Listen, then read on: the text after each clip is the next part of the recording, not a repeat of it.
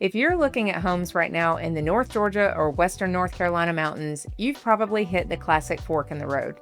You look online and see an older cabin with a slightly awkward layout for $650,000, and you think, why don't I just buy a gorgeous piece of unrestricted land for $80,000 and build exactly what I want from scratch? It sounds like the ultimate dream, especially if you're moving from places like Florida, California, or New York, where you're used to flat lots and suburban home builders. But out here in the mountains, building a custom home versus buying an existing one is a completely different beast. Today, we are breaking down the brutal pros and cons of building new versus buying existing in 2026. Including the hidden costs that almost everyone forgets to budget for. We're Trish and Mark with Higher Elevations Real Estate, local Georgia and North Carolina real estate agents with RE/MAX Town & Country, the Richard Kelly Group. We talk all about our beautiful mountains here, places to see, things to do, and where to live. If you're thinking about relocating here, we have a free relocation guide on our website to help you determine which town is best for you. And if you have more questions or would like to explore working with us to help with your real estate needs, please give us a call. We talk to people just like you all the time, and that is my personal cell phone number on the screen. And yes, I'm the one that answers the phone. So reach out today. Now let's get into it.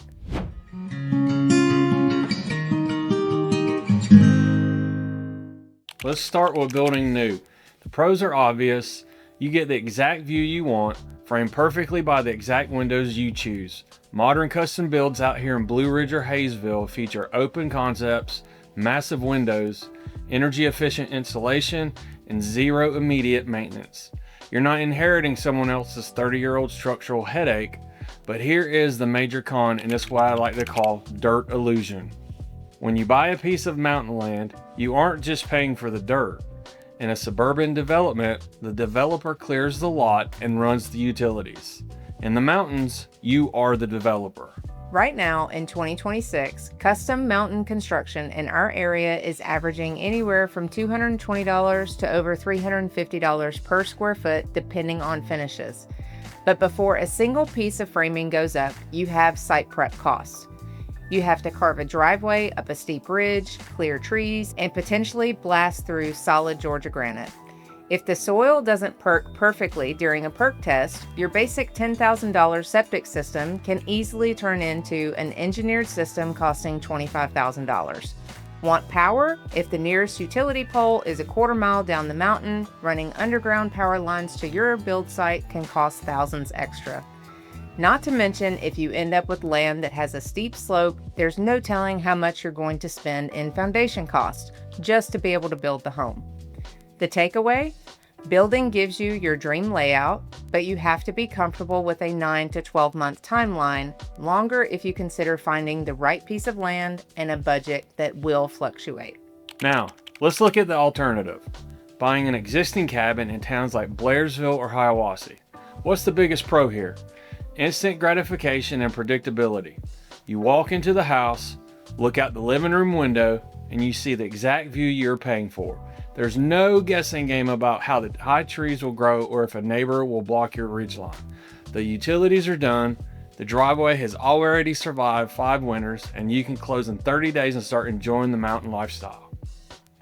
Plus, older homes are often grandfathered into short-term rental permits that new subdivisions explicitly ban. But here's the con that catches out-of-state buyers off guard: the wood tax. A lot of the existing inventory in our mountains consists of wood or true log homes built in the 90s or early 2000s. They are charming, but they require serious maintenance. Logs expand, contract, and require staining every 3 to 5 years to protect against our high moisture and UV exposure. If the previous owner skipped out on maintenance, you could be looking at thousands of dollars to blast away old finish, treat for carpenter bees, or repair wood rot. We actually experienced some of this when we first moved here. The home we purchased was an almost 20-year-old cabin that had always been a second home that was only visited a few times a year. While this kept the appliances in good condition based on little usage, it meant everything else was almost 20 years old and nearing the end of its life.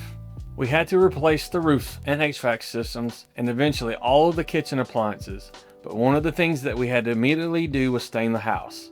In fact, it had been so neglected that it was sun bleached beyond staining ability that we had to paint the wood cabin instead. The side of the house with the most sun exposure took 5 coats of paint, and it wasn't cheap, so this is definitely something to consider when it comes to existing wood siding homes. Additionally, older cabins often have what I call the maze layout. Tiny kitchens, dark interiors, and small loft bedrooms that don't match how we live and work today. Remodeling a mountain home can sometimes cost more per square foot than building new because you're fighting the existing structural engineering of heavy timber or just trying to expand a footprint that was designed specifically for second home living. So, how do you decide which path is right for you? It really comes down to your timeline and your personality. If you are a remote worker who needs guaranteed fiber internet on day one, or a retiree who doesn't want the stress of managing a construction site from hundreds of miles away, buying existing is almost always the safer, more stressful-free play, even if you have to spend $50,000 updating the kitchen. But if you have a very specific architectural vision, like a modern mountain design with walls of black framed glass, and you have the patience to navigate county permits, septic designs, and site grading, building new will give you an asset that holds incredible value in our market because true modern custom builds are incredibly high demand. We've done both, bought an existing cabin that needed work and updating, and built a brand new home. We know the experience of doing both and what you need to look for whether you're buying existing or looking for land to build on.